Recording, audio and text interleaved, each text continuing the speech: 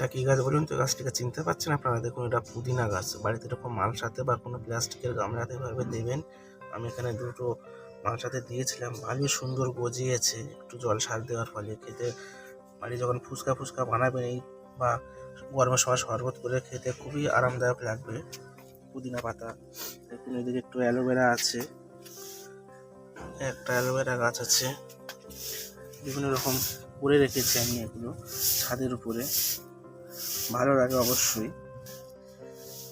দেখুন একটা সবেদা আছে বড় ড্রামে বসানো, একটা সবেদা ধরেছে এবং কুঁড়ি দেখুন দুখানা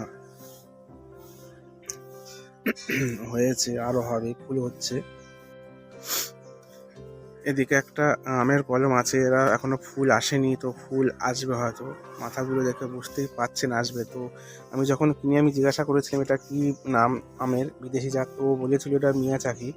তো ফল আমার দুবার হয়েছে, অত বড় ফল হয়নি, পরিপক্ক তা আসেনি, তো সেজন্য আমি বলতে পারছি না। কিন্তু এবারে দেখা যাক, ফলগুলো আমি রাখার চেষ্টা করব। ছাদ বাগানে যে কোনো গাছ এরকম ড্রামে আপনি লাগাতে পারেন।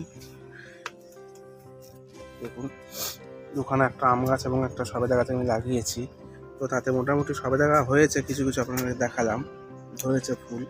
আর ওদিকে আম গাছেও মুকুল আসবে, আহার মতন উপক্রম হচ্ছে, দেখতেই পাচ্ছেন। সব ডগাগুলো দেখে বোঝা যাচ্ছে যে মুকুল আসবে। একটু স্প্রে করতে হবে ভিটামিন।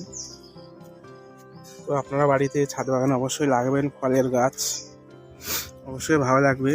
তো ভিডিও ভালো লাগলে অবশ্যই লাইক করবেন, কিছু জিজ্ঞাসা থাকলে অবশ্যই কমেন্ট করবেন, আর সাবস্ক্রাইব করে পাশে থাকবেন আমার চ্যানেলকে। ধন্যবাদ।